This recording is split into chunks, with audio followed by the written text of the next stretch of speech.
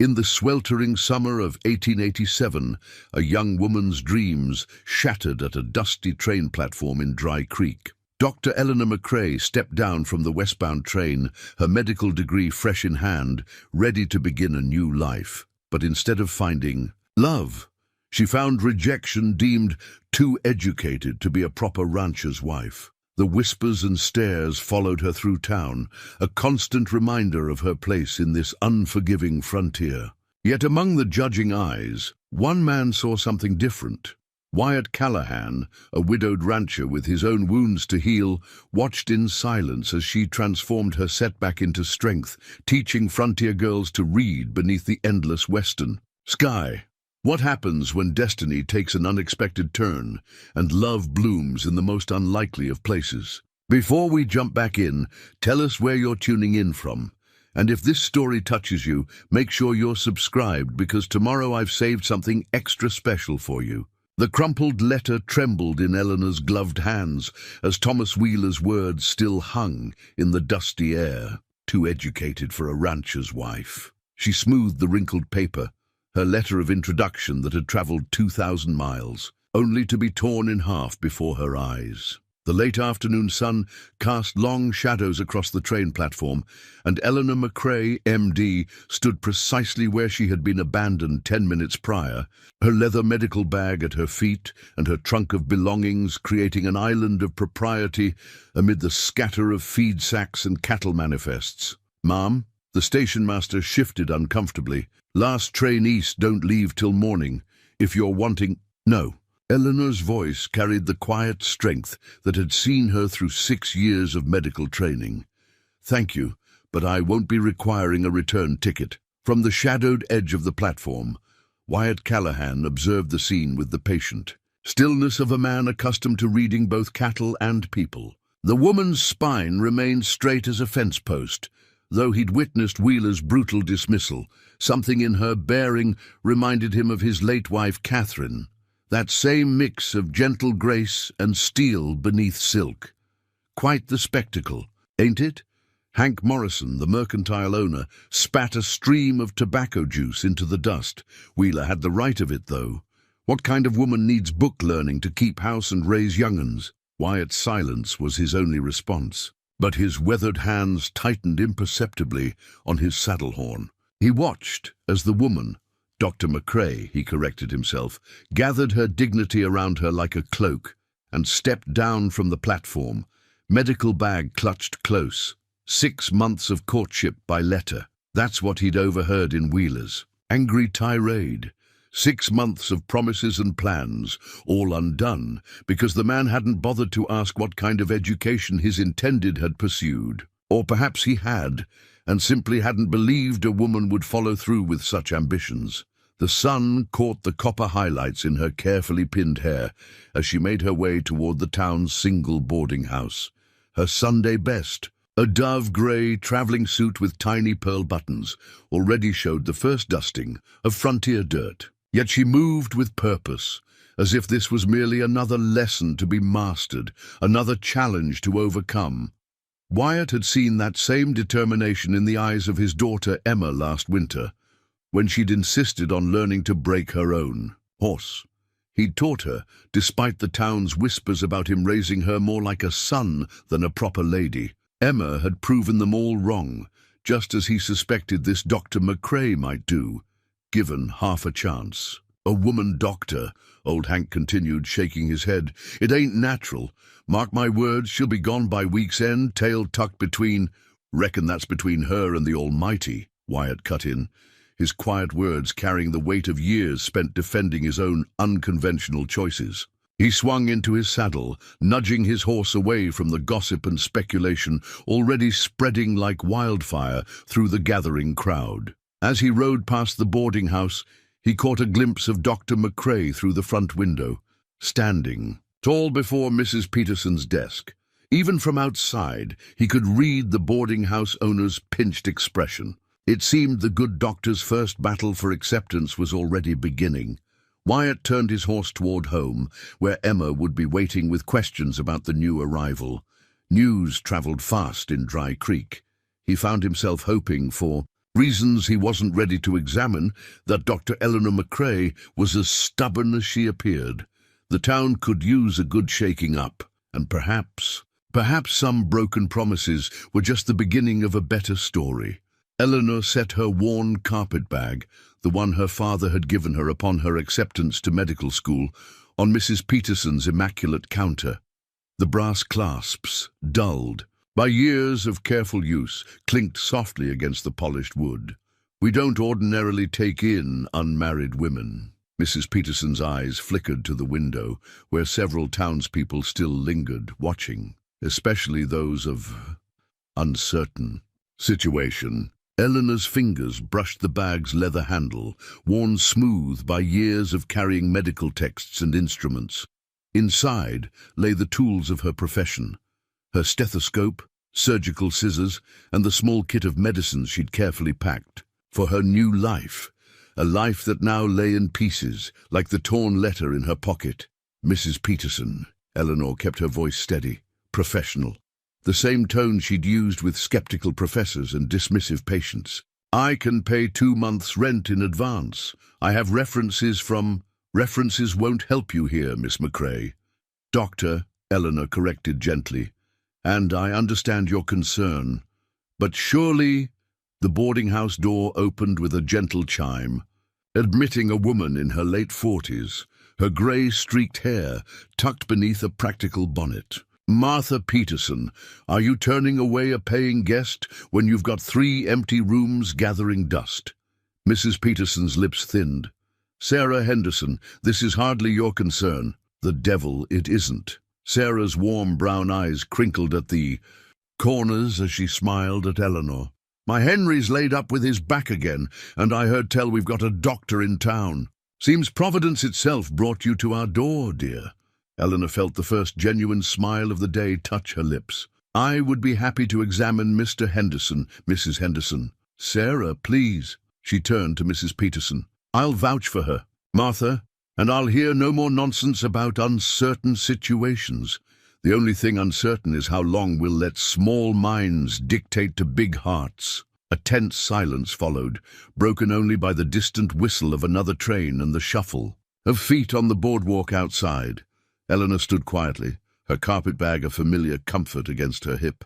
Inside lay not just her medical instruments, but her entire world, a change of clothes, her mother's Bible, and the journal where she recorded her observations and treatments. Everything that defined her, contained in one modest vessel. Finally, Mrs. Peterson sighed.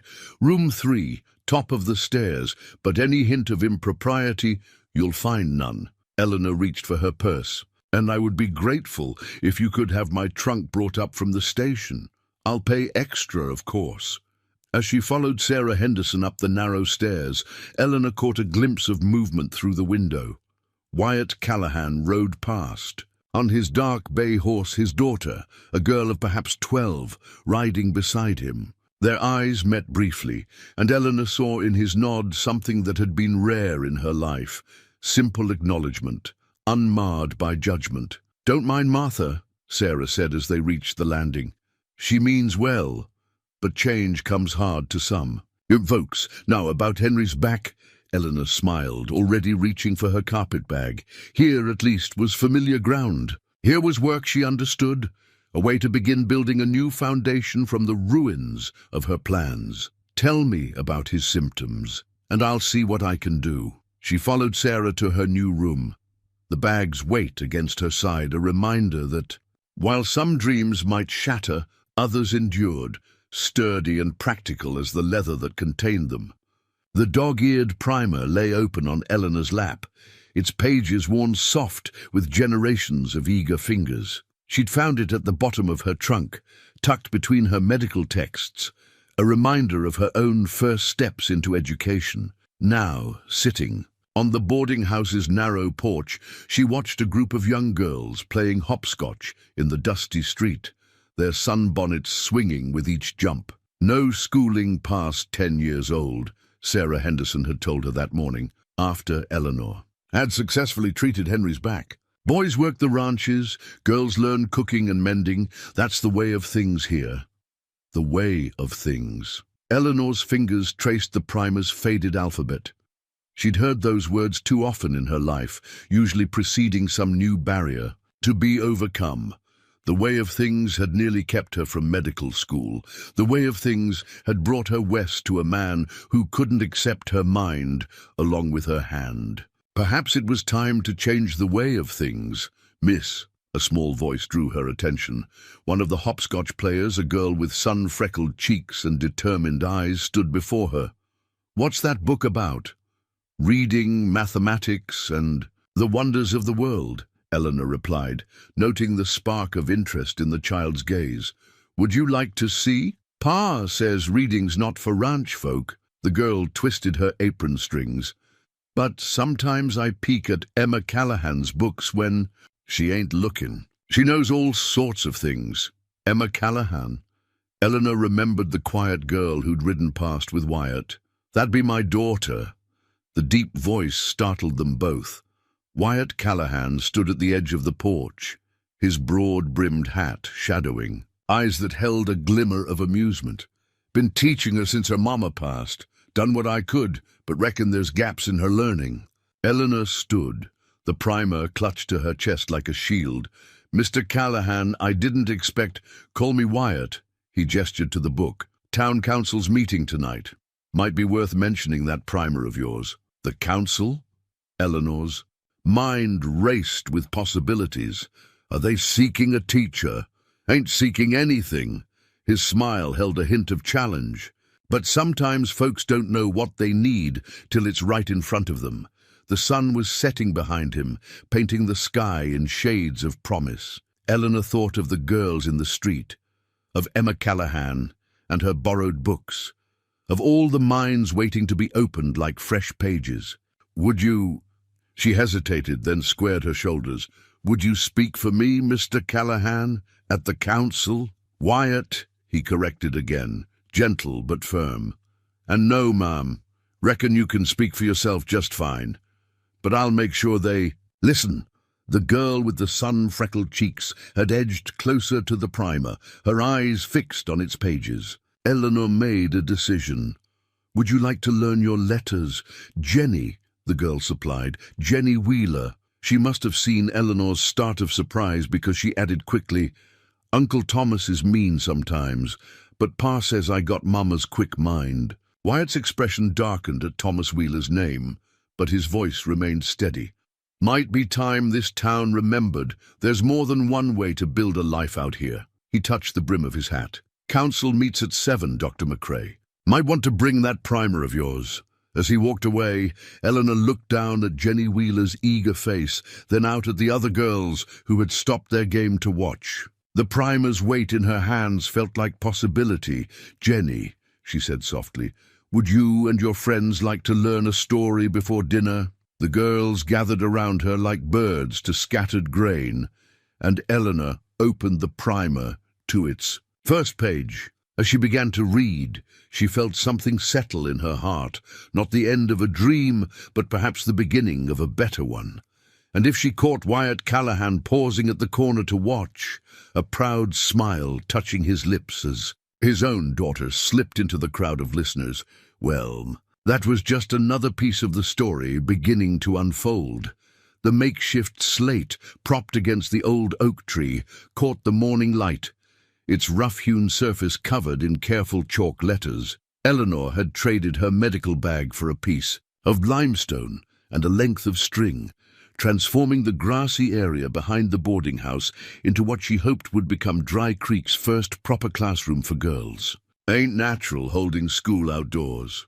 Martha Peterson's voice drifted from her open window, like some kind of gypsy camp. But Eleanor noticed the plate of fresh biscuits that had appeared on the back step, still warm from the oven. Actions spoke louder than words out here in the West. That much she'd learned already. The capital of Wyoming Territory is... Eleanor paused, watching her students' faces scrunch in concentration.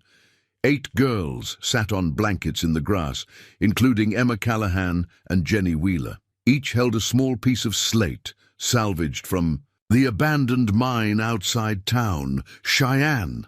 Emma's quiet voice carried surprising conviction. She'd inherited her father's steady confidence, though her eyes held a hunger for knowledge that reminded Eleanor of herself at that age. "Very good, Emma." Eleanor smiled, then turned back to the larger slate. "Now who can tell me why Wyoming territory is particularly special for women?" A shuffle of boots on gravel interrupted the lesson. Thomas Wheeler stood at the edge of the yard, his face dark with disapproval. "Jenny, what do you think you're doing out here?" The girl clutched her slate piece tighter. "Learning about our territory, Uncle Thomas. Did you know women can vote here and own property too?"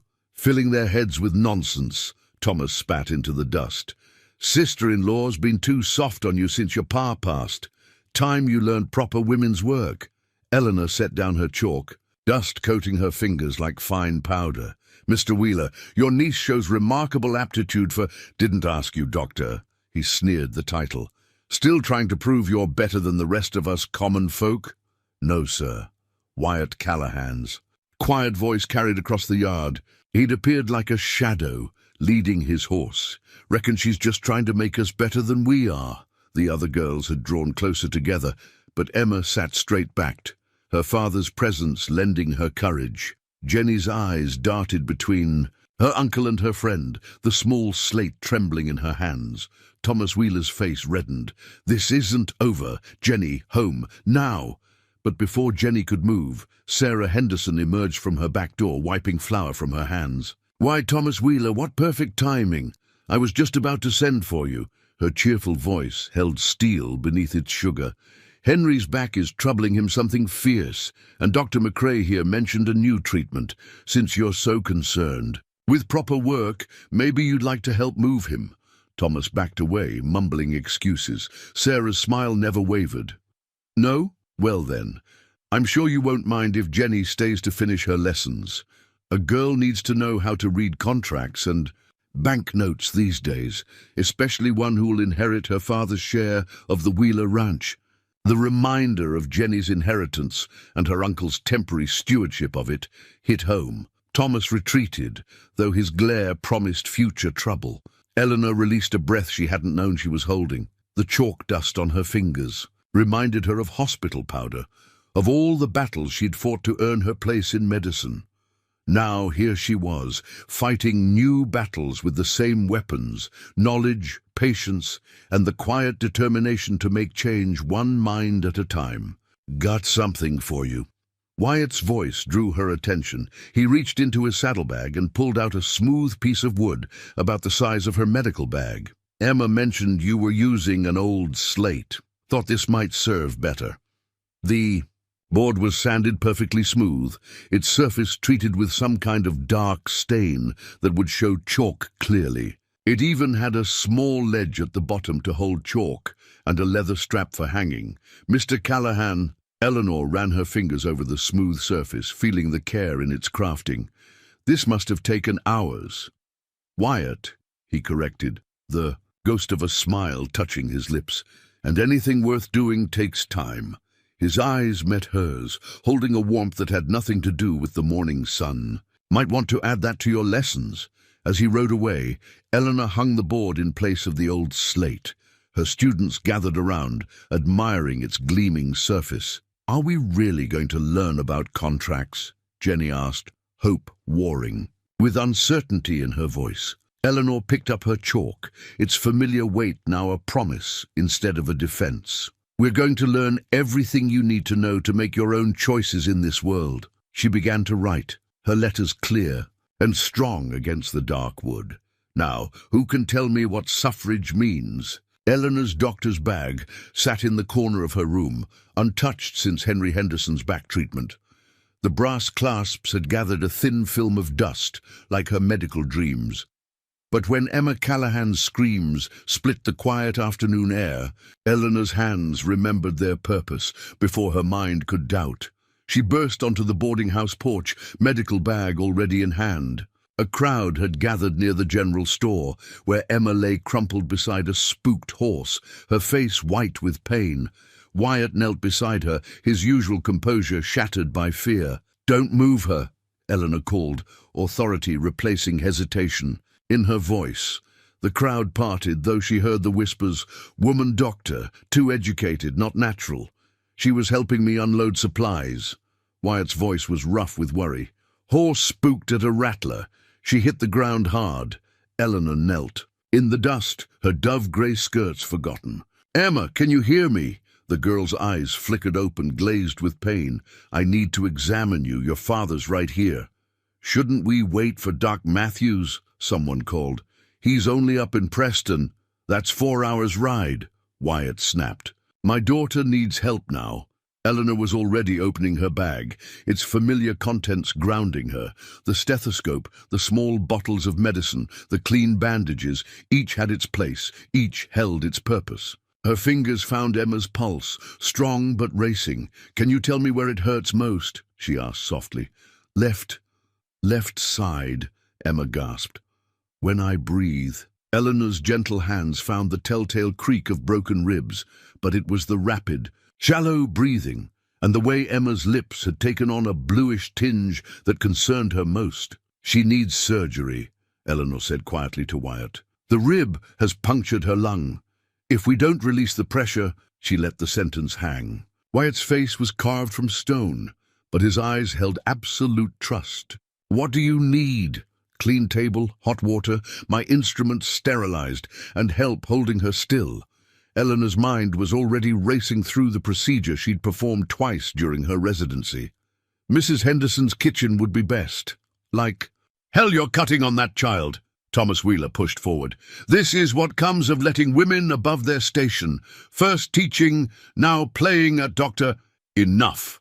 Wyatt's voice could have frozen flame. "My daughter, my choice." He gathered Emma in his arms with infinite gentleness. "Lead the way, Doctor." Sarah Henderson already had her kitchen table cleared when they arrived, kettle steaming on the stove.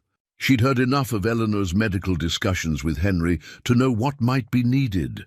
Eleanor laid out her instruments, the silver gleaming in the afternoon light. Each one held memories, lectures on proper technique, hours of practice. Lives saved and lost. Now they represented Emma's best chance. "I'll need to make an incision," she explained to Wyatt as she scrubbed her hands with carbolic soap, "to release the air pressing on her lung. It will look worse than it is, but you must hold her still." His nod was all the permission she needed. Eleanor's hands moved with practiced precision, finding the space between ribs, making the careful, "a cut." Emma whimpered but didn't cry out, her father's daughter to the bone. The soft hiss of escaping air brought color back to Emma's lips. Eleanor worked quickly, placing the drain, stitching with neat, tiny sutures. Her world narrowed to the rhythm of needle and thread, to the steady rise and fall of Emma's breathing as it eased into normal patterns. When she finally straightened, her back aching and her hands cramping, the kitchen was full of silent watchers. Martha Peterson stood beside Sarah Henderson, both women's faces bearing identical expressions of awe. Even Thomas Wheeler lingered in the doorway, his earlier bluster silenced by the evidence of skill before him. "She'll need rest," Eleanor said, her voice hoarse, "and careful watching for infection, but she'll heal clean with minimal scarring." Wyatt hadn't moved from his daughter's side, his large hand engulfing her smaller one. But his eyes, when they met Eleanor's, held something that made her breath catch, a recognition deeper than gratitude, warmer than respect. Eleanor began cleaning her instruments, each one returning to its proper place in her bag. The familiar motions helped steady her trembling hands. She hadn't realized how much she'd missed this. Not just the medicine, but the certainty of knowing exactly who she was and what she could offer. "Thank you," Wyatt said softly, "Dr. McCrae." And in those 3 words, Eleanor heard the change begin. The photograph was faded at the edges, its silver surface dulled by years of handling. Eleanor found it while changing Emma's bandages, tucked beneath the girl's pillow like a talisman. A beautiful woman with Emma's determined chin sat straight-backed on a wooden chair, her hand resting on a much younger Wyatt's shoulder. "That's my mama," Emma said softly, following Eleanor's gaze. "She was a teacher too before she came west. Papa says that's where I get my bookish ways from." Eleanor carefully set aside the fresh bandages. 3 days had passed since the surgery, and Emma was healing well, though confined to bed. "Would you like to tell me about her?" "Catherine." Wyatt's voice came from the doorway, surprising them both. Her name was Catherine. He moved into the room with the fluid grace that never failed to catch Eleanor's attention. "She taught me to read proper when we first married. Said a man wasn't fully grown till he could read his own contracts." The corner of his mouth lifted in a sad smile as he took the photograph, his calloused thumb tracing its edge with familiar reverence. "Fever took her 6 years back. Town had no doctor then. By the time we got her to Preston," he let the words fade, but Eleanor heard their weight. She'd seen too many cases where time made the difference between life and death, where distance became the enemy of healing. "She would have liked you," Emma declared, with the simple certainty of youth. "She believed in fighting for what's right, even when people said it wasn't proper." Wyatt's eyes met Eleanor's over their daughter's head. "That she did." He carefully returned the photograph to its place beneath Emma's pillow. "Taught me that sometimes the proper thing and the right thing ain't always the same. Like having a lady doctor," Emma asked innocently, though her eyes held a glimmer of mischief. "Like having exactly the doctor we needed," Wyatt corrected, his voice gentle but firm. "How are those ribs feeling, sweetheart?" Eleanor checked the bandages one final time, using the familiar medical routine to steady her suddenly racing heart. "The drainage is clean, and her breathing is much stronger. Another week of rest, and she should be ready for gentle activity." "A week?" Emma's face fell. "But what about my lessons?" "Well," Eleanor smiled, reaching for the primer she'd taken. "To carrying in her medical bag, I suppose we could combine your rest with some reading. If your father approves." "Reckon learning never hurt anyone who wasn't dead set against it." Wyatt settled into the room's single chair, his long legs stretched out comfortably. "Might even stay and learn a thing or two myself." The afternoon light softened the hard edges of the bedroom, creating a gentle space where past and present seemed to meet. As Eleanor began to read, she felt Catherine's photograph watching over them all, a quiet witness to this new kind of healing, where medicine and learning twined together like twin streams feeding the same river. And if Wyatt's hand brushed hers when she passed him the primer, and if his fingers lingered a moment longer than necessary, well, perhaps Catherine would have approved of that too. After all, she'd taught him that the right thing wasn't always the proper thing. Outside, the whispers of Dry Creek continued their endless dance. But here in this room, with Emma's bright eyes and Wyatt's steady presence, Eleanor found herself caring less and less about proper. She cared only about right, and this somehow felt more right than anything had since she'd stepped off that westbound train. The rain-soaked shawl clung to Eleanor's shoulders as she hurried across the muddy street, medical bag clutched protectively against her chest. The summer storm had blown in without warning, turning Dry Creek's dusty streets into rivers of red clay. Lightning split the sky, followed by thunder that rattled the false fronts of every building on Main Street. "Dr. McCrae," Wyatt's voice carried over the wind. He stood in the doorway of the Mercantile, his usual composed manner touched with urgent concern. "Get inside before this gets worse." She didn't argue, letting him draw her into the shelter of the store. Water dripped from her hem, forming a puddle on the plank floor. The shawl, Sarah Henderson's, borrowed in haste, had done little to protect her from the deluge. "Thought I'd check on Mrs. Miller's baby," she explained, pushing wet hair from her face. "The cough was worrying me. Been watching you make your rounds." Wyatt's admission was quiet, almost lost in the storm's fury. "Seen you checking on Emma's friends, their families, building trust, one house call at a time." Eleanor wrung out the shawl, buying time to steady her voice. "Trust is earned out here, isn't it? Like everything else. Some things are given freely." His eyes held hers, serious in the storm-dark shop. When they're deserved, the empty Mercantile felt suddenly intimate, lit only by a single lamp and occasional flashes of lightning. Mr. Morrison had clearly fled home before the worst hit, leaving them alone among the barrels of flour and hanging tools. "Emma's healing well," Eleanor said, reaching for safer ground. She'll be ready to rejoin the other girls soon. Been meaning to thank you proper for that." Wyatt moved to the pot-bellied stove, adding wood with practiced hands. "Not just for saving her life, for giving her something to live toward." Heat bloomed in the store's close air. Eleanor set her medical bag aside, drawn to the stove's warmth. "She reminds me of myself at that age, so hungry to learn, to prove herself worthy of dreams that others called impossible, like becoming a doctor." His voice held no judgment, only genuine curiosity. "My father supported me, thank God. But others—" She smiled wryly. "Well, you've heard Thomas Wheeler's opinions on educated women. Wheeler's a fool." The words held quiet steel. "Man can't see past his own shadow to recognize light when it's shining right in front of him." Thunder crashed overhead, making the windows rattle. Eleanor jumped slightly, and Wyatt's hand found her elbow, steadying her. The touch, though brief, sent warmth through her that had nothing to do with the stove. "I watched you with Emma," he said softly. "Saw how your hands never shook, how you knew exactly what to do. Made me think about Catherine, about how things might have been different if we'd had someone like you here then."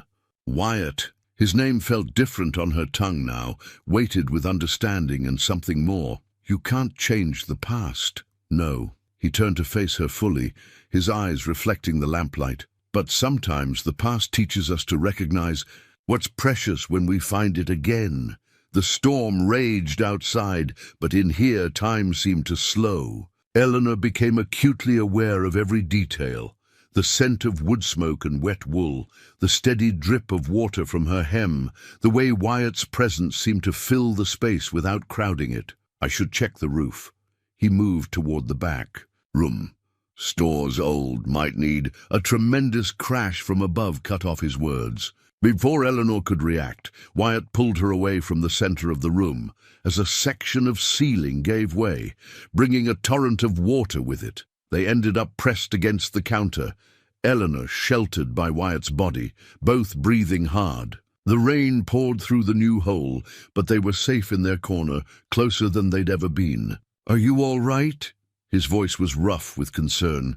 "Yes," she whispered, though her heart was racing for reasons that had nothing to do with fear. "Thanks to your quick thinking." He didn't step away immediately. Instead, his hand came up to brush a strand of wet hair from her cheek, the gesture achingly gentle. "Eleanor." The store's bell jangled as the door flew open, admitting a gust of wind and Thomas Wheeler's suspicious face. "Well, well, what do we have here?" Wyatt's expression hardened, but his voice remained steady. "A doctor and a concerned citizen dealing with storm damage. Got a problem with that, Wheeler?" The moment was broken, but something had shifted between them as inevitable as the storm itself. Eleanor straightened her spine, letting her wet shawl become a mantle of dignity. Sometimes, she was learning, the most powerful changes came not in thunder, but in quiet moments between the lightning strikes. The unopened envelope sat on Eleanor's small writing desk, her father's precise handwriting stark against the cream-colored. In paper, it had arrived with the morning stage, carrying the weight of Boston society in its expensive thickness. Eleanor traced the embossed return address with one finger, remembering the grand house on Beacon Hill where she'd grown up dreaming of a different kind of life. A knock at her door provided welcome interruption.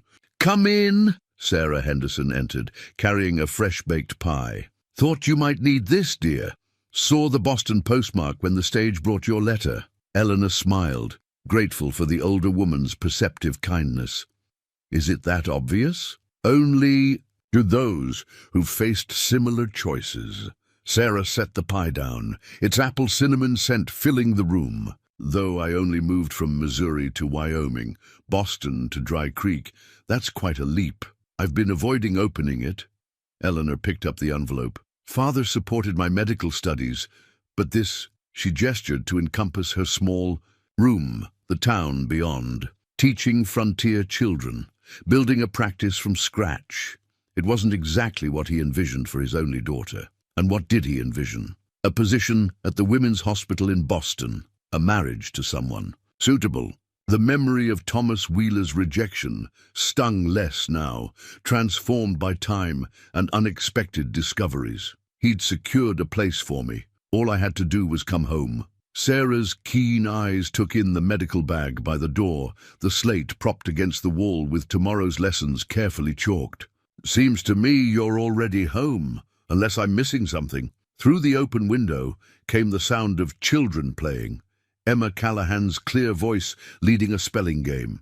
In the distance, a horse's whinny that Eleanor would know anywhere. Wyatt, probably returning from his morning rounds. "No," Eleanor said softly. "You're not missing anything." She broke the seal on the envelope, unfolding the thick pages within. Her father's words were kind but urgent. The position at the hospital was still open, but they needed an answer soon. Her mother missed her. The medical community in Boston remembered her promise. "He's offering everything I thought I wanted." Eleanor set the letter down. A real hospital. Colleagues who wouldn't question my credentials. A chance to prove myself in the city where I trained. But last week I delivered Mrs. Johnson's baby in a cabin 12 miles from town. Yesterday I taught Jenny Wheeler about bone structure using a skeleton I drew on the slate. This morning I checked Emma's ribs and discussed Shakespeare with her father. Eleanor's voice grew stronger with each example. "I'm not just practicing medicine here or just teaching. I'm building something that matters." Sarah nodded, her smile knowing. "And does Wyatt Callahan factor into this building project of yours?" Heat touched Eleanor's cheeks. "Sarah, don't Sarah me, young lady. I've seen how he looks at you when he thinks no one's watching, like a man who's remembered what hope feels like." The letter seemed lighter now, less threatening. Eleanor picked up her pen, drawing a fresh sheet of paper from her desk. "Would you like to stay for pie while I write my reply? Only if you'll tell me what you're going to say." Eleanor dipped her pen in ink, her hand steady as she began to write. "That I'm grateful for the opportunity, but I've found my purpose. That sometimes the grandest dreams come true in the smallest places. That I've learned more about healing, people, hearts, communities, in these few months than in all my years of formal training." She paused, choosing her next words carefully. "That I've met someone who sees me, not just my degree or my family name. Someone who understands that dreams don't always wear fancy clothes or speak in cultured accents." "And?" Sarah prompted gently. "And that I'm home." Eleanor's smile held the certainty she'd been seeking since stepping off that train. "Tell me, Sarah, does that sound terribly unwise? Sounds like the kind of wisdom they don't teach in fancy Boston schools." Sarah cut 2 generous slices of pie, the kind that knows its own mind and its own heart. Outside, the Wyoming sky stretched endless and blue, full of possibility. Eleanor's letter to Boston would go out on tomorrow's stage, carrying not regret, but recognition. Sometimes she was learning the bravest choice wasn't in leaving, but in choosing to stay. The dance card dangled from Eleanor's wrist by its faded blue ribbon, a relic of her Boston seasons pressed into new service at Dry Creek's harvest celebration. The makeshift dance floor, planks laid over the meeting house's packed earth floor, and gleamed with beeswax and promise in the lamplight. "You look beautiful, Dr. McCrae."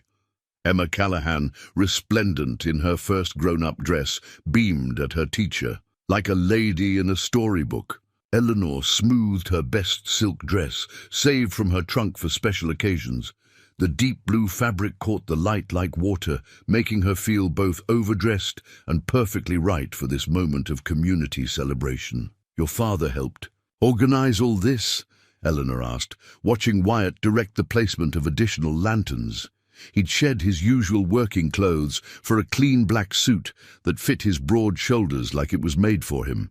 "Papa says harvest dance is tradition." Emma's eyes sparkled with shared secrets, though he's never insisted on proper dancing lessons before this year. The band, 3 local ranchers with fiddles and a piano borrowed from the church, struck up a waltz. Eleanor watched the dancers sweep past, women's skirts brushing the fresh-laid boards. Sarah Henderson winked as she whirled by in her husband's arms, Henry's back troubles forgotten in the music's embrace. Miss McCrae. Thomas Wheeler's voice cut through the festive atmosphere. Might I have this dance? Eleanor's fingers tightened. On her dance card.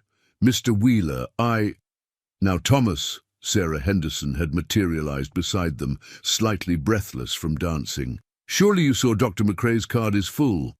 Why, Wyatt Callahan claimed the first dance last week.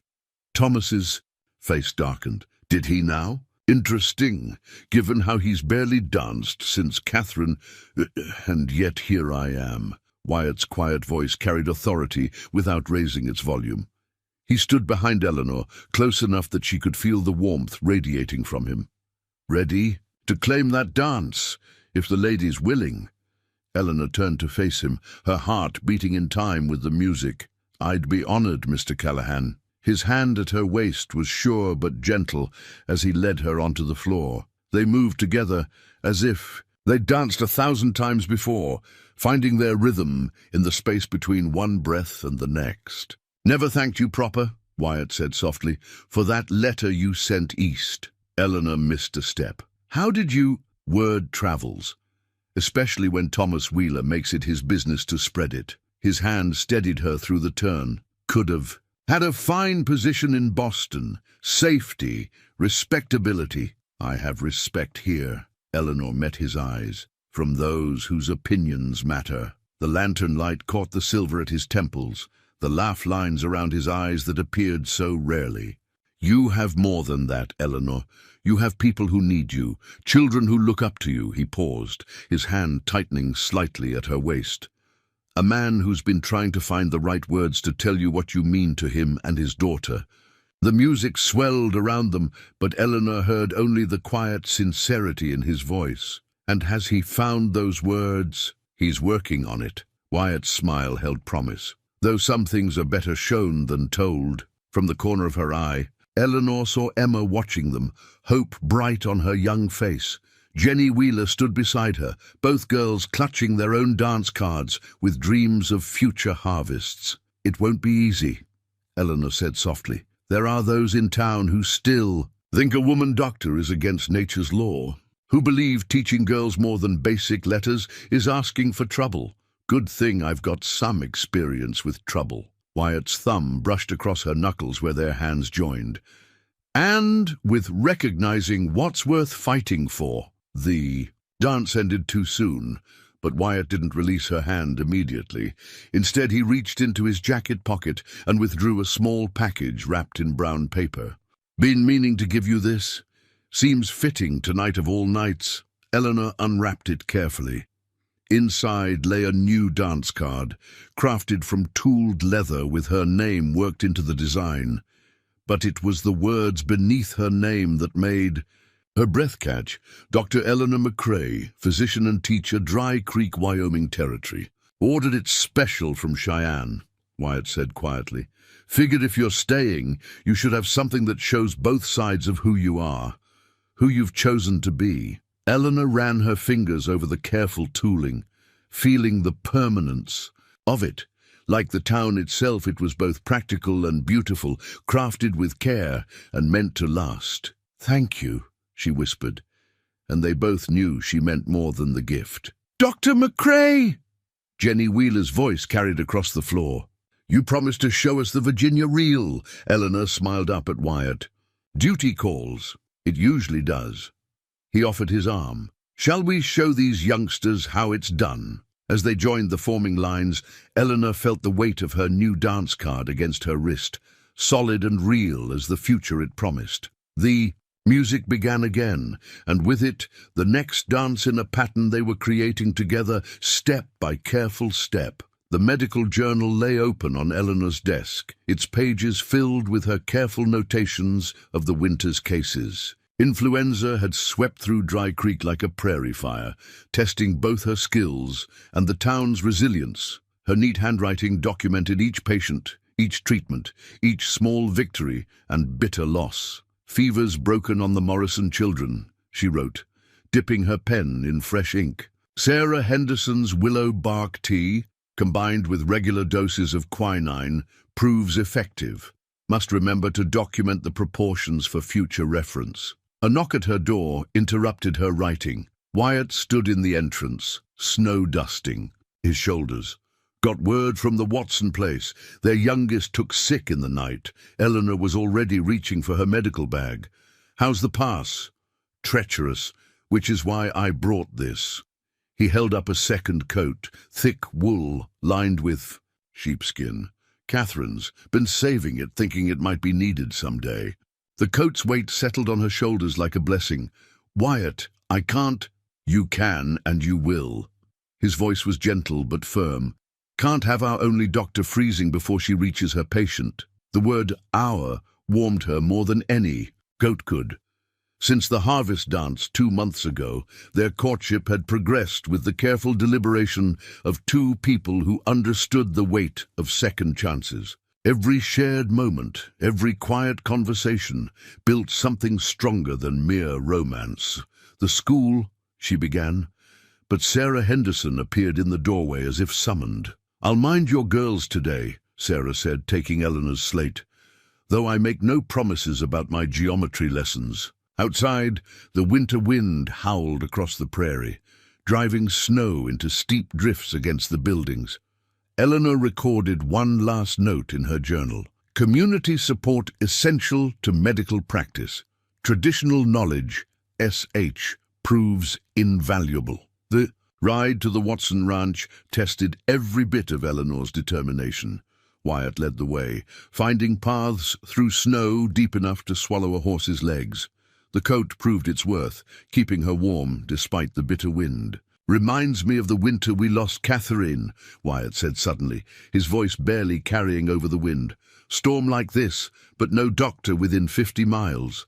By the time the weather cleared, Eleanor urged her horse alongside his. You can't change the past, Wyatt. No. He turned to look at her, snow catching in his beard. But you're changing the future. Every day, with every child you teach and every life you save, watching you work, seeing how you never give up, it's given this town something we didn't know we were missing. Hope, she said softly, understanding. The hope that comes from knowing help is near. They crested a rise, and the Watson Ranch appeared through the swirling snow. Smoke rose from the chimney, a good sign. Where there was heat, there was hope. Eleanor dismounted, her medical bag secure in Catherine's coat pocket. Her journal would later record the next 6 hours in clinical terms. Childhood pneumonia, steam treatments, careful monitoring. But it couldn't capture the way the Watson family worked together under her direction, heating water and stripping eucalyptus leaves, or how Wyatt's steady presence kept her grounded through the worst moments. When young Timothy's breathing finally eased, when his fever broke like the sun through storm clouds, Eleanor sank into a kitchen chair, exhausted but triumphant. Mrs. Watson pressed a cup of coffee into her hands, its warmth seeping into her bones. Don't know what we'd have done without you, Dr. McCrae, Mr. Watson said gruffly. Time was. Losing children to winter illness was just the way of things. Not anymore, Wyatt said, his hand finding Eleanor's shoulder. Not while we have her. The storm had settled into gentle snowfall by the time they rode home. Eleanor's journal waited on her desk, ready to receive the day's events in careful medical notation. But some things, she knew, couldn't be captured in writing.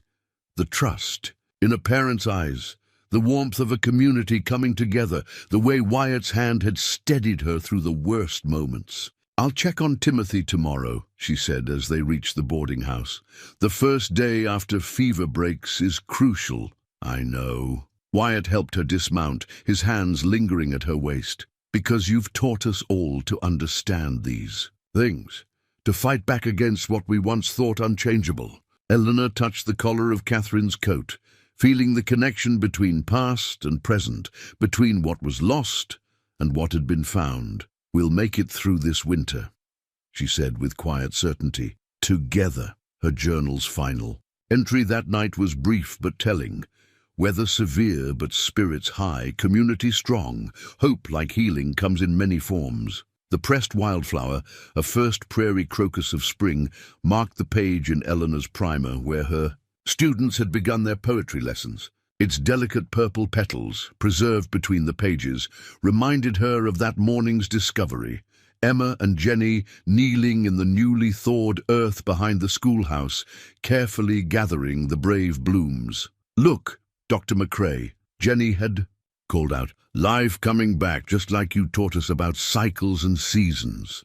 Now, as afternoon sun warmed the schoolroom, Eleanor watched her students bend over their slates, crafting verses about renewal and hope.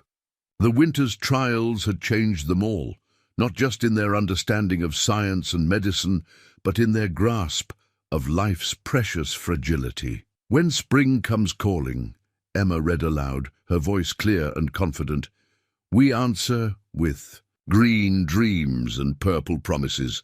"That's lovely, Emma." Eleanor smiled, noting how the girl had grown over the past months. "Who else would like to share?" A shadow darkened the doorway. "Quite the waste of time, ain't it? Poetry and flowers, when there's real work to be done." Thomas Wheeler's voice carried the last bite of winter's chill. But Eleanor noticed something new, how her students straightened their spines instead of shrinking away, how Jenny met her uncle's gaze without flinching. "Uncle Thomas," Jenny said, holding up her slate. "I wrote about the medicines Dr. McCrae showed us how to make. Would you like to hear?" Thomas's face reddened. Time was, girls knew their place. "Time changes," Wyatt's quiet voice came from behind him. He stepped into the schoolroom carrying something wrapped in brown paper. "Like seasons, like minds, if we let them." Eleanor's heart quickened at his presence, as it always did. Since their shared trials during the winter epidemic, their relationship had deepened into something the whole town recognized, even if it remained unspoken. "Got something for your classroom," Wyatt continued, deliberately turning his back on Thomas. He unwrapped the package, revealing a carefully crafted wooden box with small compartments. "For storing those healing herbs you've been teaching about. Thought medicine and learning might as well grow together." Eleanor touched the box's smooth surface, feeling the care in its making. "It's perfect. The girls can label each section, practice their writing while they learn the properties of each plant." "Filling their heads with doctor's nonsense," Thomas spat. "Jenny, get your things. Time you learned proper women's work from your aunt." But Jenny stood her ground, another winter-forged change. "My father left me his share of the ranch, Uncle Thomas. Reckon I need to learn everything I can about running. Numbers for accounts, writing for contracts, medicine for the animals and hands." Eleanor held her breath, watching the battle of wills. She saw the moment Thomas recognized his defeat in the set of Jenny's jaw. Catherine's determination, living on in her niece. "Your father was a fool," he said, but the words lacked their usual venom. "Leaving a ranch to a girl." "No," Wyatt spoke up. "He saw what you're finally seeing now. That strength ain't about what's proper, but what's right." Thomas turned away, but paused in the doorway. "Mind she learns proper bookkeeping then. Ranch accounts won't keep themselves." He left before anyone could respond, but his words hung in the air like the promise of thaw after frost. Eleanor looked at her students' shining faces, at the precious wildflower marking their progress, at Wyatt's gift combining medicine and learning. Spring had brought more than just new growth to Dry Creek. "Well," she said, opening the herb box, "shall we begin our lesson on healing plants? Jenny, you can take notes for your ranch ledger. Emma, perhaps you'll write us another poem about the properties of yarrow." The girls eagerly gathered around as Eleanor began her lesson, their slates clicking softly against Wyatt's box. He remained by the door, watching with that quiet smile that never failed to warm her heart. "Might want to press a flower for this. On page 2, he suggested softly. "Mark the day things started changing for real." Eleanor touched the dried crocus in her primer, thinking of cycles and seasons, of endings and beginnings. "Some changes have been growing all along," she said, "like spring beneath the snow, just waiting for the right moment to bloom." The afternoon light caught the first green buds on the tree outside her schoolroom window. Within the wooden box, space waited for new healing herbs. And in her heart, another kind of promise stirred, as fresh and hopeful as the season itself. The telegram's yellow paper crackled in Eleanor's hands, its terse words stark against the morning light. Mother gravely ill. Stop, Boston Women's Hospital. Positions still open. Stop. Come home immediately. Stop. Father, stop. She stood in the telegraph office, the familiar scent of ink and paper now tinged with the bitter taste of choice. Through the window, she could see her students gathering for their morning lessons, Jenny Wheeler helping Emma lay out the herb samples they'd collected yesterday. "Bad news, Dr. McCrae?" The telegraph operator, Mr. Collins, asked softly. He'd been one of her first allies in town after she'd treated his wife's difficult pregnancy. "My mother is ill." The words felt strange in her mouth, as if speaking them made the distance between Boston and Wyoming suddenly vast and uncrossable. "And my father wants you back east." Mr. Collins nodded, understanding. "Heard tell they've been holding a fine position for you. One of them big hospitals." Eleanor touched the telegram's crisp edge. "The Women's Hospital of Boston, where I trained, where everything was ordered, predictable, proper. Where she wouldn't have to fight for respect with every diagnosis, wouldn't have to teach medicine alongside multiplication tables." The door chimed, and Wyatt stepped in, snowmelt dampening his boots. One look at her face told him everything. "When did it arrive?"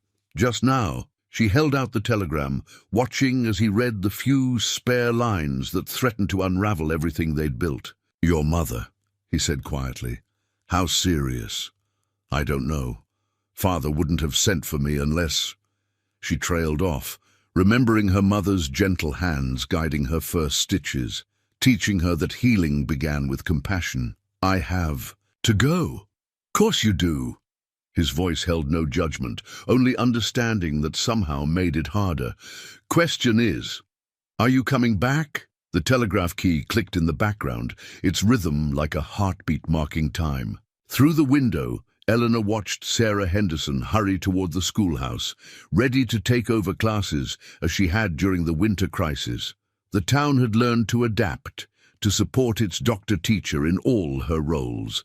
The position there, holding, Wyatt continued, "it's everything you trained for, everything you dreamed of before I stepped off a train and found everything I never knew I needed." Eleanor's voice caught. "Before I learned that dreams can change, can grow wider than we ever imagined."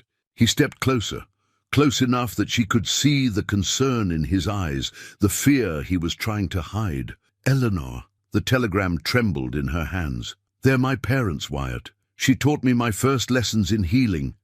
And he defended. "My right to study medicine when everyone said it wasn't proper. I owe them so much.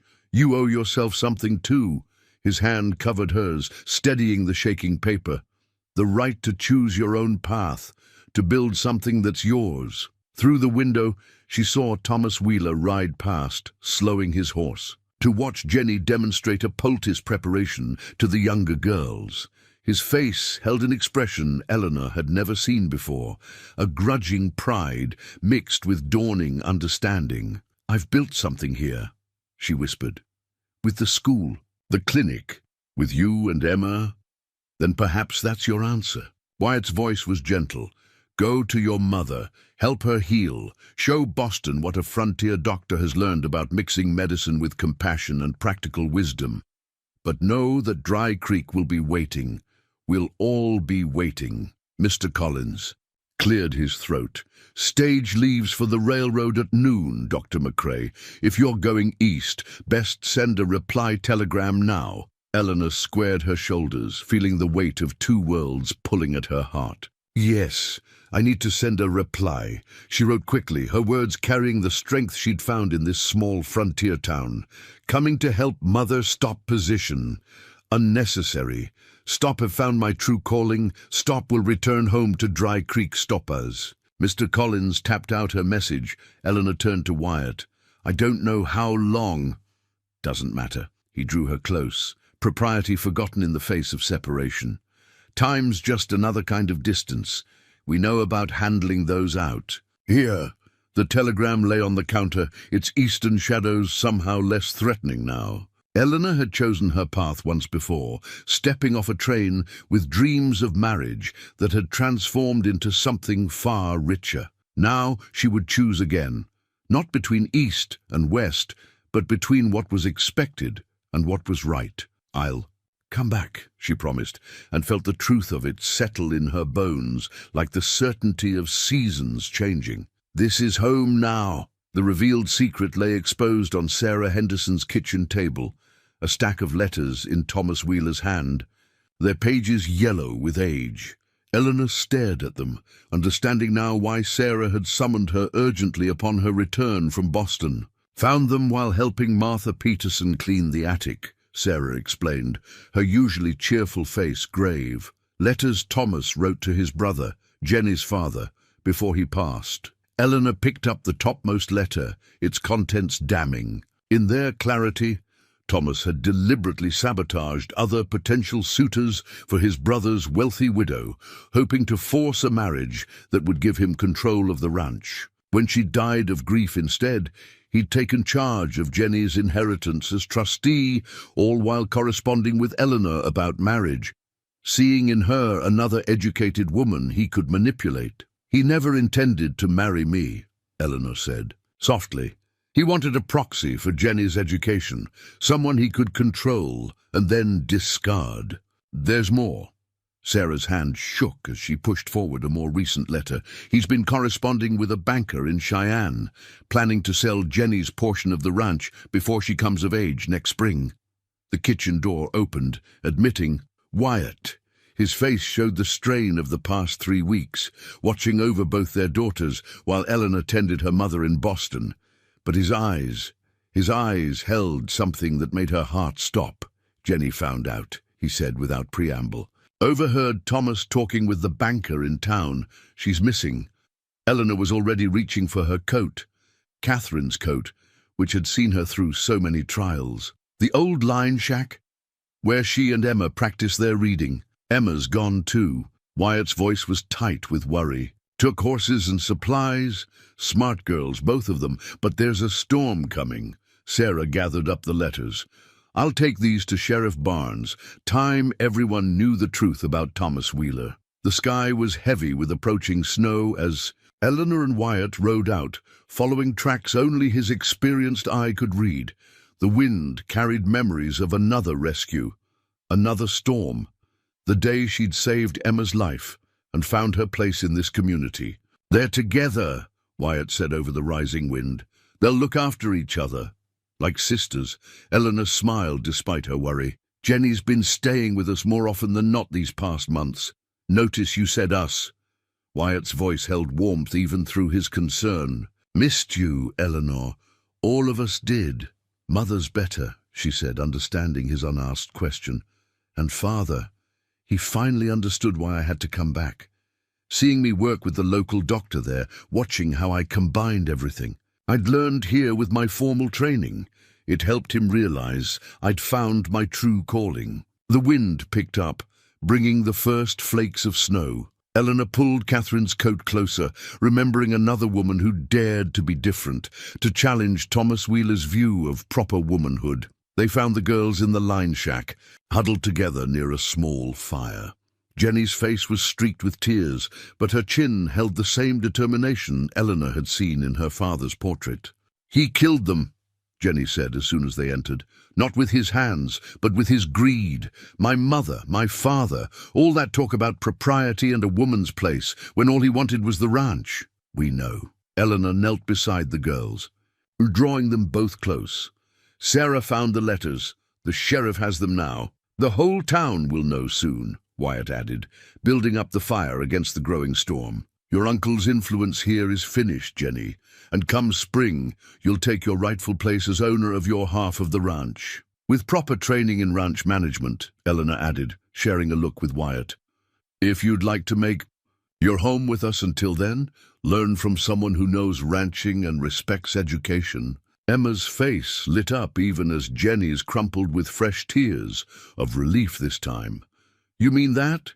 Even with you just back from Boston and everything changing?" "Especially now." Eleanor gathered both girls close, feeling Wyatt's steady presence behind them. Family isn't just about blood. It's about choosing to stand together, to fight for what's right instead of what's merely proper. The storm raged outside, but inside the line shack, truth had cleared the air like spring rain. Eleanor watched Wyatt tend the fire, saw how naturally both girls leaned into his care and felt the rightness of all her choices settle into place. Besides, she added, pulling a small package from her coat pocket, I brought something from Boston for both of you. New books, advanced medical texts, and ranch management guides. Seems to me you're ready for more challenging studies. The girls' eager response, their immediate diving into the books despite cold and hunger and emotional upheaval, confirmed everything Eleanor had written to her father. She belonged here, where medicine and education and love could twine together, like strands of prairie grass, growing stronger for their combination. The train ticket to Boston lay unused on Eleanor's desk, her father's latest telegraph beside it. Mother asking for you stop hospital board. Requires immediate decision. Stop position will not remain open. Indefinitely stop through her window, she. Could see Jenny and Emma in the schoolyard, teaching younger girls the basics of wound binding. They'd taken to combining their lessons, medicine flowing naturally into mathematics, healing herbs into botany, just as Eleanor had always dreamed of teaching, though she'd never imagined it quite like this. Quite the little doctors you're training. Out there, Thomas Wheeler's voice startled her. He stood in her doorway, changed somehow since the revelation of his letters. The sheriff's investigation had left him chastened, his ranch shares returned to Jenny's control through the courts. Intervention. They're learning to take care of their community, Eleanor replied carefully. Something I believe you understand better now. He fingered his hat brim, uncomfortable. Come to say goodbye, actually. Selling my share of the ranch to Jenny. Fair price this time, heading to California. He paused, eyes falling on the train ticket. Seems I'm not the only one contemplating leaving. My mother, Eleanor began. But Thomas shook his head. Save your explanations for someone who hasn't seen what you've built here. He gestured to the schoolyard, where Sarah Henderson had joined. The girls, sharing her knowledge of traditional remedies. Took me too long to understand that fighting change just leaves you standing alone in the dust. The sound of hoofbeats drew their attention. Wyatt rode up to the schoolhouse, and Eleanor's heart did the same familiar dance it always did at his approach. He carried something long and wrapped in canvas. Think on it, Thomas said quietly, on what's worth keeping and what's worth letting go. He settled his hat and walked out, leaving Eleanor with the weight of decisions pressing down like storm clouds. Wyatt appeared in the doorway moments later, his presence filling the space Thomas had vacated. Brought you something. He propped the canvas-wrapped package against her desk. Been working on it since you came back from Boston. Eleanor unwrapped it carefully. A sign, beautifully carved and painted, read, Dr. Eleanor McCrae, physician and teacher, Dry Creek Medical School and Clinic. Wyatt. She traced the letters, feeling the care in each carved line. Town council approved it this morning, he said. Official charter for a proper medical school, teaching both traditional medicine and modern techniques.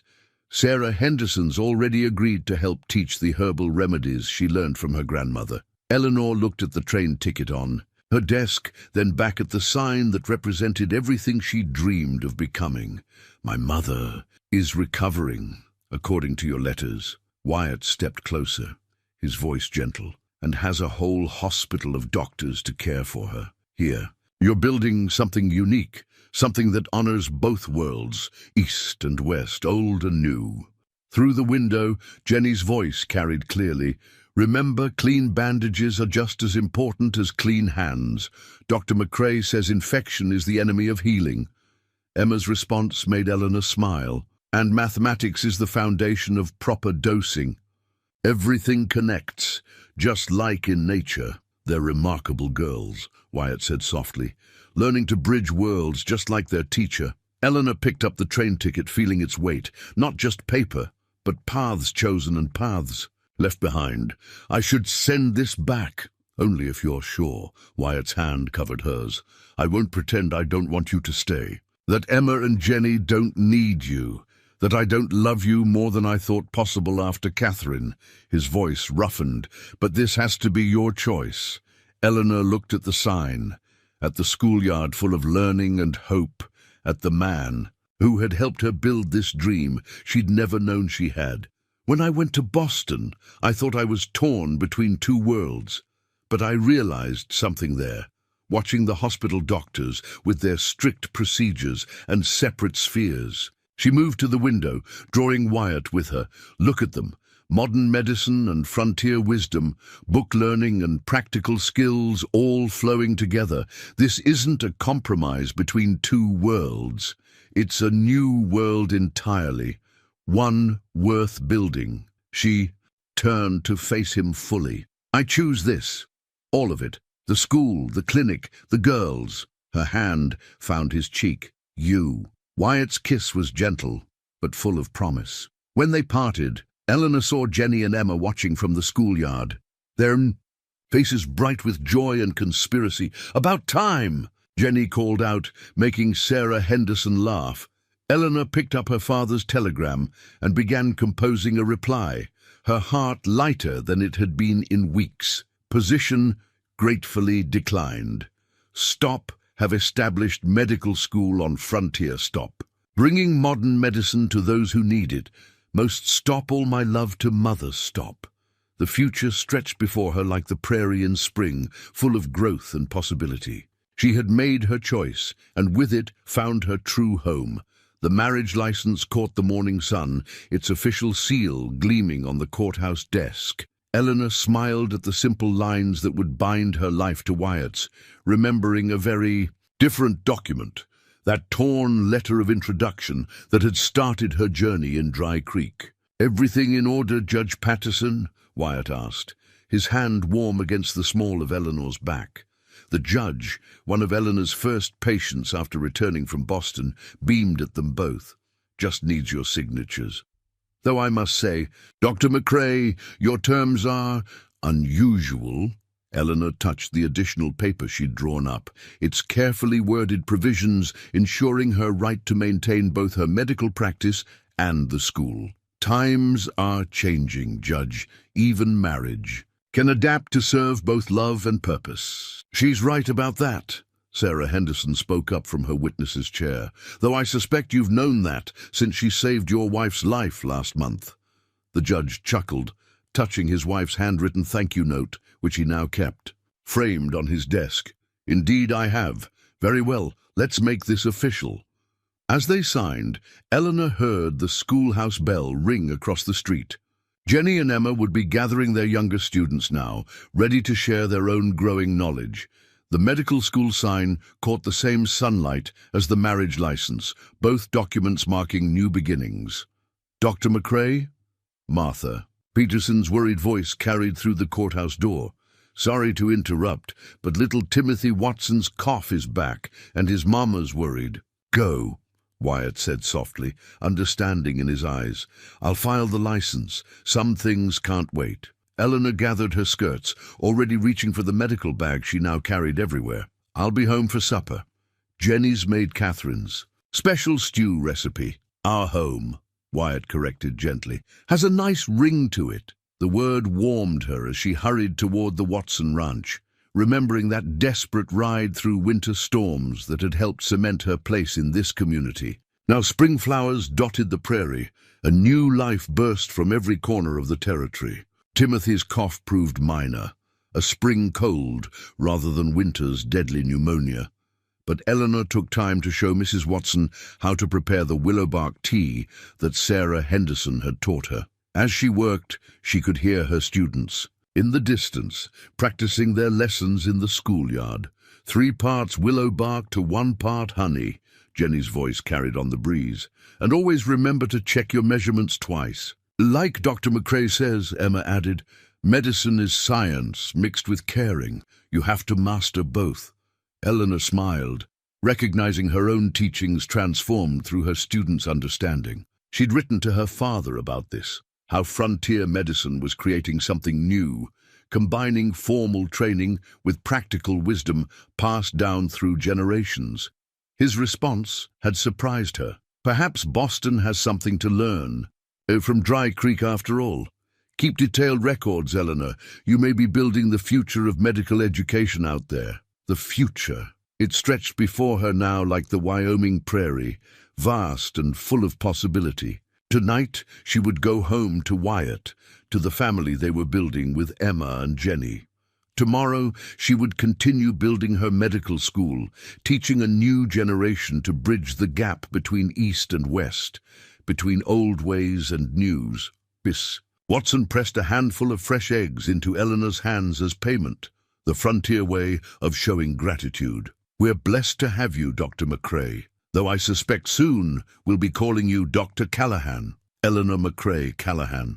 She corrected gently, a bridge between who I was and who I've become, rather like Dry Creek itself. The afternoon sun lit her way home, where Wyatt waited on their porch, watching Emma and Jenny lead their younger students through anatomy lessons, using drawings chalked on the barn door. They'd transformed the ranch into a place of both learning and healing, just as Eleanor had transformed herself from a jilted bride into something far more precious. A woman who had found her true worth. "Marriage license is filed," Wyatt said as she joined him, "though I suspect that paper's just making official what's been true for a while now." Eleanor leaned into his strength, watching their girls teach with confidence and grace. Some things don't need papers to be true, like family, like purpose, like love, Wyatt added softly, and Eleanor heard in his voice the same certainty she'd felt signing their unconventional marriage terms. The future would hold challenges, she knew. There would be those who questioned a female doctor, a medical school on the frontier, a family built more on choice than convention. But standing there, wrapped in Wyatt's love and watching their dreams take flight through the next generation, Eleanor knew she'd found something better than the life she'd originally sought. She'd found her true calling, her true home, her true worth. And that was worth everything. The school deed spread across Eleanor's desk, its fresh ink declaring the establishment of the Dry Creek Medical Academy and Women's Teaching College. Sarah Henderson had donated her late husband's vacant storehouse, and the town council, led by a surprisingly enthusiastic Judge Patterson, had approved the expansion unanimously. "It's really happening," Jenny breathed, tracing the deed's elaborate letterhead. Now 17, she stood straight and confident, every inch the ranch owner and apprentice doctor she was becoming. A real medical school right here in Dry Creek, with a proper dormitory for students, Emma added, her eyes shining. "Just think, girls from all over the territory coming here to learn both medicine and teaching, just like we did." Eleanor smiled at their enthusiasm, remembering her own dreams of changing the world through medicine. How small those dreams seemed now, compared to what had actually grown from the seeds of rejection and determination. Dr. McCrae Callahan. Martha Peterson's voice carried a note of pride as she used Eleanor's new name. "The Ladies' Auxiliary has a proposal for you." She entered carrying a ledger, followed by several other town women. Even Thomas Wheeler's former fiancée, now happily married to a rancher who appreciated her intelligence, stood among them. "We've been taking subscriptions," Martha explained, opening the ledger.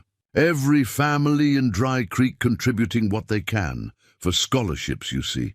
So any girl with the dedication can learn, regardless of means." Eleanor blinked back unexpected tears as she saw the amounts. Small sums that represented huge sacrifices for many frontier families. Even Thomas Wheeler, before leaving for California, had contributed a substantial amount in Jenny's name. "My Catherine would have loved this," Wyatt's voice came from the doorway.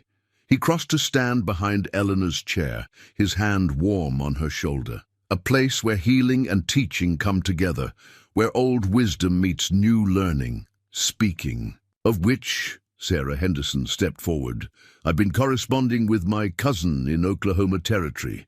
She's a medicine woman of the Cherokee Nation. Says she'd be honored to come teach traditional healing methods, if you're interested." Eleanor's heart swelled at the possibilities. "The best of all worlds," she said softly. "Modern medicine, Frontier wisdom and ancient knowledge, all under one roof. And practical ranching skills too, Jenny added quickly. Can't heal people if you can't reach them, and out here that means knowing horses and weather patterns as well as anatomy. You've thought this through, Eleanor said proudly. Learn from the best. Jenny shared a smile with Emma. You taught us that knowledge doesn't have to be divided into proper and improper. It just has to be true and useful. The afternoon sun streamed through the windows of what would soon be the Academy's main hall. Eleanor could already envision the changes. The waiting room transformed into a lecture hall, the storage space converted to a practicing clinic, the upstairs rooms becoming dormitories for students from across the frontier. There's something else, Wyatt said, producing a letter from his pocket. Came from your father this morning. Eleanor opened it with slightly trembling fingers, reading aloud.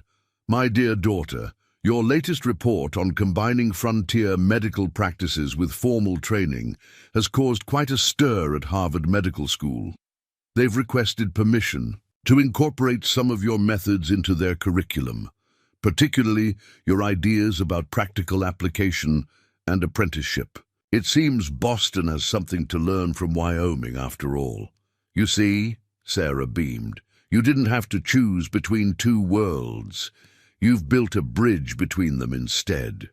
Outside, the sound of hammering announced the beginning of renovations. The whole town had turned out to help, men and women working side by side, just as they'd learned to do during the hard winters and successful harvests. I remember when you first stepped off that train, Martha mused, so proper in your Boston clothes, looking like the wind might blow you away.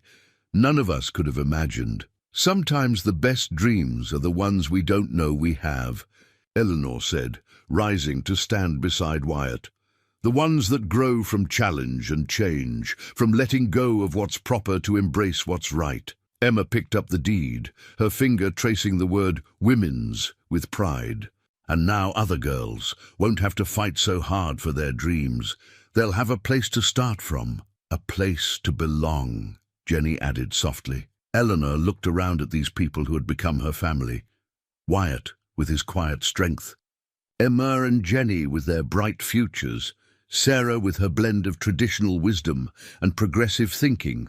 Martha and the other town women who had moved from opposition to support. Each one had contributed to building something larger than any single dream. Well then, she said, straightening her doctor's bag out of habit, shall we begin the next chapter? The future stretched before them like the Wyoming prairie in spring, rich with possibility and promise. And Eleanor knew that whatever challenges it held, they would face them together, healing bodies and minds, building bridges between worlds, creating something new and wonderful on the foundation of love, learning, and acceptance they'd built together. The family portrait sat in pride of place on Eleanor's office wall, captured 1 year after the Dry Creek Medical Academy's opening. The photographer had arranged them on the school's front steps. Eleanor and Wyatt in the center, Emma and Jenny flanking them in their apprentice doctor's aprons. But it was the group of young women behind them, the Academy's first class of students, that truly told the story of how far they'd come. Hard to believe it's been a year already, Sarah Henderson said, setting a fresh cup of tea on Eleanor's desk. They'd just finished teaching their joint class on integrating traditional remedies with modern medical techniques. Seems like only yesterday we were fighting just to let girls learn their letters. Eleanor touched the portrait's silver frame, remembering another photograph, Catherine's, that had helped bridge past and present. Sometimes I think we've dreamed too big, she admitted. Training women to be both doctors and teachers, combining so many different traditions. Nonsense, Sarah interrupted firmly. Just this morning, I watched Jenny diagnose a sick calf while teaching arithmetic to Randy Peterson's daughters. And last week, Emma delivered her first baby while explaining the process to 3 apprentices. They're living proof that we dreamed. Exactly big enough. Through the window, Eleanor could see her students scattered across the academy grounds.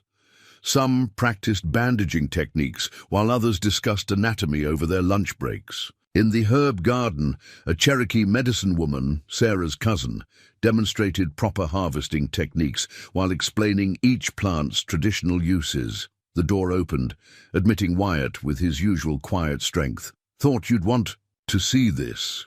He handed Eleanor a letter bearing Harvard Medical School's seal. Came on the morning stage. Eleanor read it aloud. "Dear Dr. McCrae Callahan, your latest paper on integrating practical frontier medicine with formal medical training has impressed our board significantly. We would be honored to have you deliver a series of lectures next spring on your innovative teaching methods. Boston calling you back again?" Wyatt's voice held no worry now, just quiet pride. "Only to learn from us this time." Eleanor smiled, setting the letter aside. "Though I think Jenny and Emma are more than ready to run things while I'm gone. They've grown so much this past year." As if summoned by their names, both girls, young women now, appeared in the doorway, their apprentice aprons bearing the fresh stains of honest work. "Mrs. Watson's twins are doing fine," Jenny reported. "We showed the students how to check for breathing complications, just like you taught us during Timothy's pneumonia. And I've updated all the patient records," Emma added, "including the cross-references to traditional treatment Sarah's been teaching us. The new students are amazed by how much territory medicine has to offer the modern world." Eleanor looked at their bright faces, seeing in them the future she'd never known she was building when she first stepped off that train. Jenny, who would inherit her father's full ranch share next month, had already drawn up plans to use part of the land for medicinal herb cultivation. Emma had started corresponding with medical schools across the country, sharing their unique approach to integrated learning. "Oh, and Thomas Wheeler sent another letter," Jenny said, pulling an envelope from her pocket. "He's doing well in California, says he's recommended our academy to several families there. Seems he's finally made peace with educated women." "Speaking of education," Wyatt drawled, "don't you two have an anatomy class to teach?" The girls, women, hurried off, their voices carrying back through the open door as they discussed lesson plans and patient care with equal enthusiasm. Eleanor watched them go, remembering two younger girls studying a primer beneath an oak tree. "We did dream big enough," she said softly, "but more importantly, we dreamed true." Sarah gathered her herbs for the afternoon lesson, pausing at the door. "You know, when Henry was alive, he used to say that medicine is like ranching. You have to work with nature, not against it. What you've built here, Eleanor, it works with human nature, combines all the kinds of healing people need." Through the window, Eleanor watched her students move between classes. They carried medical texts alongside ranching manuals, discussed herb lore while practicing modern surgical techniques. Young women from across the territory, each one carrying her own dreams of healing and teaching, of building bridges between worlds. Wyatt's hand found hers, warm and sure as the day he'd first defended her right to teach, ready for the afternoon. "Rounds, Dr. McCrae Callahan?" Eleanor picked up her medical bag, the same one she'd carried off the train that first day, now worn smooth with use and purpose. The family portrait caught the afternoon light, reminding her of everything they'd built together, a school, a clinic, a family, a future. "You know," she said, "I believe I am. After all, there are always new horizons to explore, new bridges to build, and new dreams to dream." Wyatt smiled. "No," Eleanor said softly, thinking of all the dreams she'd never known to want before love. And rejection had brought her to this place. "These dreams are exactly right, exactly big enough. They're the dreams we built together." Hand in hand, they stepped out into the afternoon sun, ready to continue the work they'd begun, healing bodies, teaching minds, and building a future where every dream had room to grow.